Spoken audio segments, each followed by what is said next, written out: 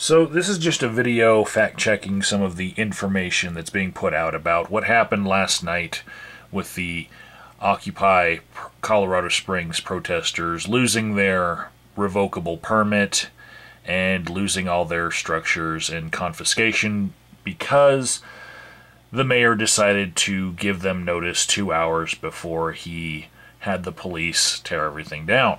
So, here we go. On Fox 21, there's something that I spotted. Some of their links aren't working. They're all pointing to the same document when they should be pointing to separate documents. It says, in a letter to the Occupy group. This letter was never given to the Occupy group. This was given to the senior planner, Ryan Turfateller. But it is dated November 18th. So, people knew at least 2 days before this was going to happen. Some people knew that the permit was not going to be renewed. And they didn't say anything. The mayor knew and didn't give any notice, that he could have given. Instead, he decided to give 2 hours of notice in the middle of the night on a Sunday night, so that no one could, come help out. No one, would see what they're trying to do in the cover of darkness in the wee hours of 1 o'clock on a Sunday night.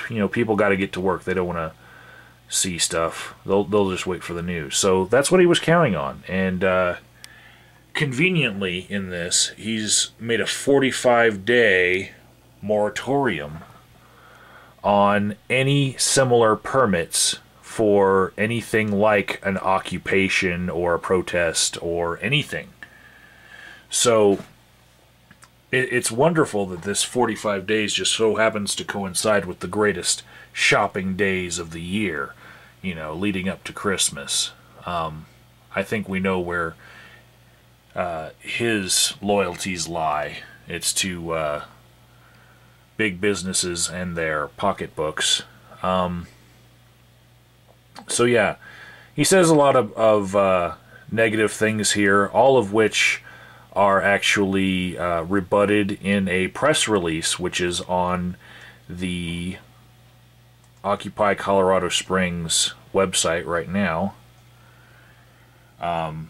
This was written by Jason, and you guys can read it, and he rebuts every point that the mayor had there. Also, I just want to note that the city of Colorado Springs decided to put out their own little press release, and in it, he says that the protesters can continue to protest, but they must remove all structures, including basically everything, by 11:59 Sunday, November 20th, 2011. Now, why this is actually interesting is because if you've been watching my videos, especially the video of when they were served papers, the policemen did not say this. They said that it actually ran out on the 19th. So there are discrepancies between what people are saying and the way that the police were treating the protesters. But I will give the city credit for this right here, in that this is when I would have figured that the renewable revocable permit would have ended. That is the logical time. What the police were saying when they served the permit was completely different. Also, he says that the decision may be appealed to the city council. Well, conveniently enough, he didn't give them time to be able to address the city council for an appeal because, all of the fees and the applications were turned in on Tuesday, the day that the mayor didn't want to see us, so he had his secretary call security and escort us out of the building when we were trying to ask if there were any formal complaints against the permit holders.